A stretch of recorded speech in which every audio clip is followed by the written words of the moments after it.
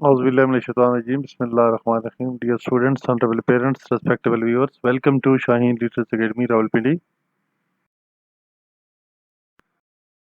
आज हमने आपके लिए बहुत ही इंपॉर्टेंट वीडियो जो कि इंग्लिश टेस्ट नंबर 9 के ऊपर मुश्तमिल है आपके सामने हम प्रेजेंट करेंगे। वीडियो को देखने के जो ज़्यादा से ज़्यादा फ़वाइद हैं, बेनिफिट्स हैं, वो किन लोगों को मिलने हैं, आइए हम उनको कैटेगरीज बताता हूँ जिस फोर्स में वो अप्लाई करते हैं उनके लिए आपको उनके सिर्फ नाम आपको बता देता हूँ। सबसे पहले Pakistan army, Pakistan navy, air force के जितने भी कैडेट कॉलेजेस हैं, हमारे वो बच्चे जो कि 7th क्लास के बाद या 5th क्लास के बाद या फर्स्ट ईयर में ज्वाइन करना चाहते हैं अपनी मर्जी के कैडेट कॉलेज को, तो उनको इन मजीद टेस्टों में से गुजरना होगा। उसमें स्पेशली आज की जो वीडियो है उसी टेस्ट से रिलेटेड है जो कि आपका इंग्लिश का टेस्ट होगा। उसमें आपने इसी तरीके से चीज़ें प्रोड्यूस करनी होगी ताकि आप 100% कामयाब हों। इसके अलावा हमारे तमाम बेटर बेटियां जो कि Pakistan arm forces through short service commission, through regular commission और परमिट कमीशन के ज़रिए से ऑफिसर बनना चाहते हैं, तो उनके लिए भी आज की जो वीडियो है इंग्लिश के एकेडमिक टेस्ट के लिए बहुत ही ज़्यादा हेल्पफुल होगी। तो लिहाजा इस वीडियो को ज़रूर देखें, बार बार देखें और अपने पास क्वेश्चन वगैरह नोट करते जाएँ। इसके अलावा पाकिस्तान एयरफोर्स में जो एजुकेशन इंस्ट्रक्टर्स हैं उनकी इंडक्शन के लिए या एरो ट्रेड्स हैं जिसमें एरोस्पोर्ट भी आते हैं, उन लोगों की पाकिस्तान एयरफोर्स में इंडक्शन के लिए बाकायदा से इस वीडियो के अंदर वो तमाम क्वेश्चन शामिल किए गए हैं ताकि आप इन क्वेश्चंस को सुने, याद करें और आपको आसानी से ये सारी चीज़ें ताकि आप एग्जामिनेशन में प्रेजेंट कर सकें। और पाकिस्तान एयरफोर्स में अप्लाई करने के लिए एरो ट्रेड्स के अलावा जो एरो स्पोर्ट्स हैं उन ट्रेड्स के अंदर भी fire fighter, MTD, provost, GC ground कम्बैटियर, ठीक है, इनके लिए भी आप ज़रूर अप्लाई कर सकते हैं। तो ये हमारी वीडियो बहुत ज़्यादा हेल्पफुल होगी FNS के लिए, LCC के लिए, PML कोर्स के लिए, PN कैडेट के लिए, ISB कोहार्ट के लिए बाकायदा से ये वीडियो आपको बहुत ज़्यादा हेल्प करेगी। तो लिहाजा इस वीडियो को गौर तक देखें। इंशाल्लाह हम प्रोसीड करेंगे अपनी लेसन के नेक्स्ट सेगमेंट की तरफ। Definition of interjection. अब आपके सामने एक लफ्ज़ इंटरजेक्शन का इस्तेमाल किया गया जिसको अंग्रेजी ज़बान में इंटरजेक्शन ही कहते हैं और उर्दू ज़बान में इसको कहा जाता है हर्फ़े अत्फ़। हर्फ़े अत्फ़ क्या है जी? कहते हैं an interjection is a word which expresses the certain feelings और इमोशंस।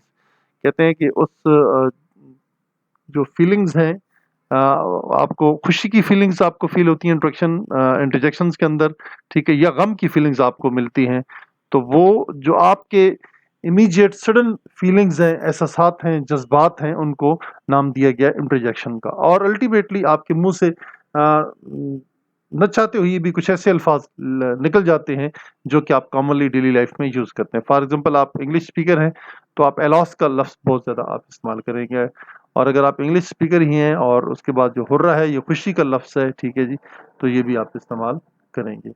और इसके अलावा जिससे अब देखिए we have won the match, bravo, you have done well.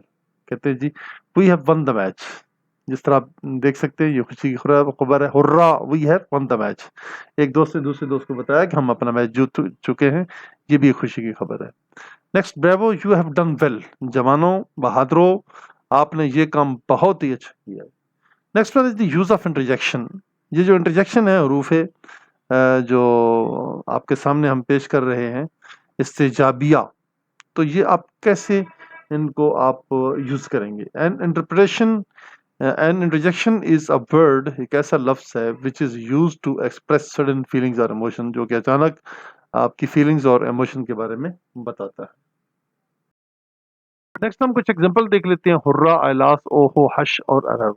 Ji, hurrah की स्पेलिंग आप जो एग्जांपल है आपके सामने है, we have won the match. Hurrah hurrah, बहुत अच्छे, हम मैच जीत चुके। Next one is alas, he is no more with us, अफसोस कि वो बंदा जो है हमारे पास अभी नहीं है और वो वफात पा गया है। He is no more with us. Oh, you give me shivers, ठीक, आपने तो बिल्कुल मुझे सर्दी ही लगा दी है। Hush, do not make an noise, ठीक है, जिस तरह वो डॉग को आवाज देते हैं तो गोरे हश करके आवाज देते हैं, तो इस तरह डॉग खामोश भी हो जाता है और पूरे भी चला जाता है।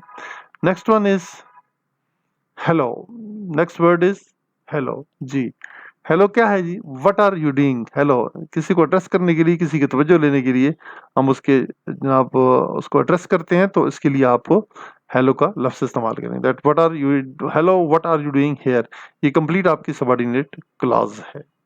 Some groups of the words which are also used as interjection, कुछ ऐसे अल्फाज हैं, ग्रुप ऑफ वर्ड्स हैं जिनको हमेशा इंटरजेक्शन ही इस्तेमाल किया जाता है, जैसे ah me, for shame, good heavens, well done. The definition of article, अब देखिए जी आर्टिकल क्या है, इसकी क्या तारीफ है, ठीक है जी, और आर्टिकल होता क्या है। अब हम डेफिनेशन पे देखेंगे। An article is a word which express और विच स्पेसिफाइज अ जनरलाइज नाउन और प्रोनाउन, ठीक है जी। वो क्या करता है जी, स्पेसिफाई करता है, जनरलाइज भी कर देता है नाउन को, प्रोनाउन को, ठीक है जी। जब भी आप इसको देखेंगे तो आपके पास मेन जो चीज़ है आर्टिकल की दो टाइप्स हैं, एक डेफिनेट आर्टिकल है और एक इनडेफिनेट आर्टिकल। इनडेफिनेट में आपके ए और एन आते हैं और जो डेफिनेट आर्टिकल है वो उसमें दी आता है। The types of the articles, देखें यहाँ पे आपको दो टाइप्स दिखाई जा रही हैं। There are two kinds of the articles, first one is infinitive article and second one is the definite article. A and are called definite articles, ये इनको डेफिनेट आर्टिकल भी कहते हैं, ए और एन को, ठीक है जनाब। Are also called indefinite article. अब यहाँ पे देख लें, ए और एन को हमेशा आप कहेंगे इंडेफिनेट आर्टिकल है। ए इज यूज्ड कहाँ किया जाता है, before words beginning with a consonant sound, जी वहां पे इस्तेमाल होगा जो कॉन्सोनेंट साउंड में, a boy, a girl, a room, ठीक है जी, ए हार्स आर पिक्चर, जी। The next one is before O when it sounds as wow. For example, A1 point agenda, agenda I one legged man, जी। अब यहाँ पे देखिए legged जो है, जो एजेंडा जो है, ठीक है, ये सारे उनके जो है आप देख सकते हैं कि उसी के अंदर इसको हमने शामिल किया है।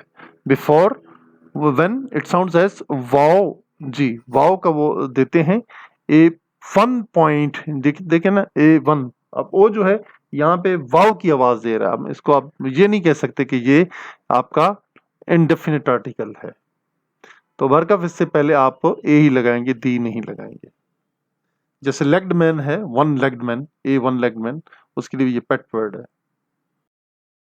Before a U spoken as you, for example unit, useless, habit, university student, जी उसके सामने भी आप ए ही लगाएंगे अगर वो वावल भी है और फिर उसके जो आवाज है ए ई आई ओ यू, ठीक है जी, और वो अलिफ की आवाज नहीं आ रही, अलिफ मदा की नहीं आ रही है, तो फिर आप इसको दूसरे तरीके से कर सकते हैं। नेक्स्ट वन इज कि इनका जो यूज है वो कैसे है, जी। Before a spoken as you, for example unless useless habit, ये सारी चीज़ें मैंने आपको बता दी हैं, और वो इसलिए बता दी हैं क्योंकि ये अलिफ और अलिफ मदा की आवाज़ नहीं दे रहे हैं, ठीक है।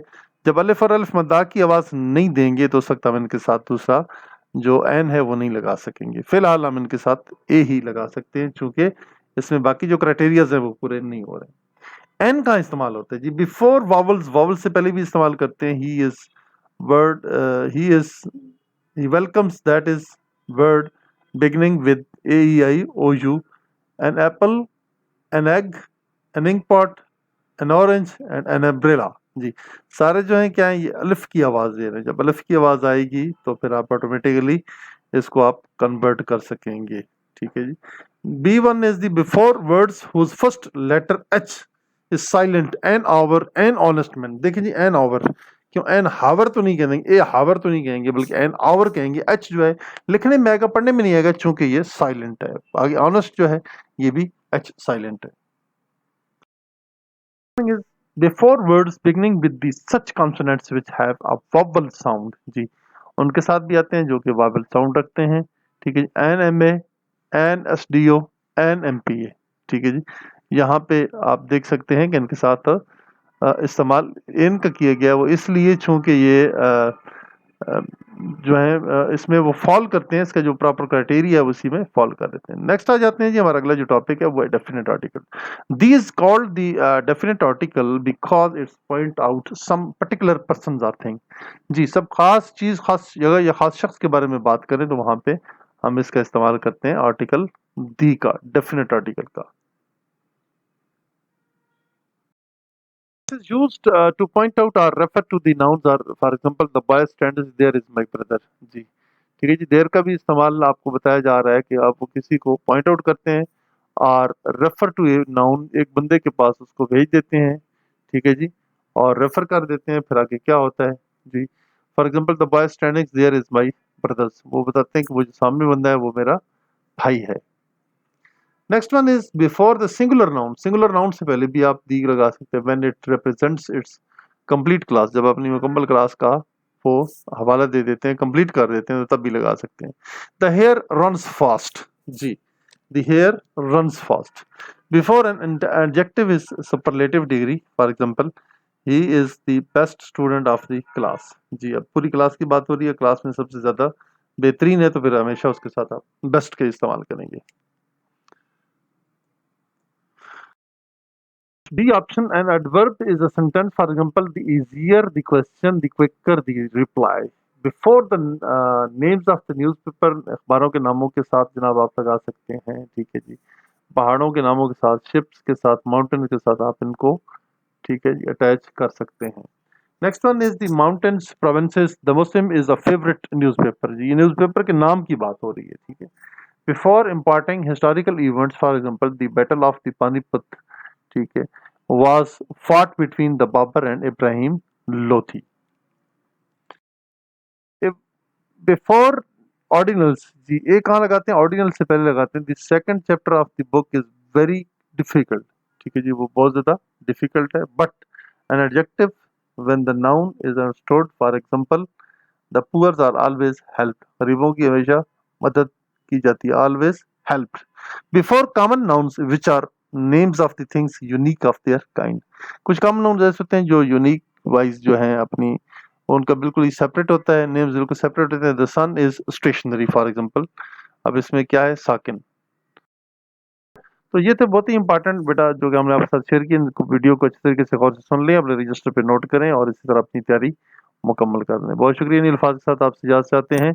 पाकिस्तान आपका हामी नासिर हो, अल्लाह आपका हामी नासिर हो। और एक बुलंदो बांग नारा, पाकिस्तान जिंदाबाद, पाकिस्तानी अवाम पाइंदाबाद। जी, हमारे चैनल शाइन लीडर्स अकेडमी को लाइक ज़रूर करें, सब्सक्राइब करें और अपने दोस्तों के साथ शेयर करना ना भूलिएगा। बहुत शुक्रिया, थैंक यू, अल्लाह हाफिज़।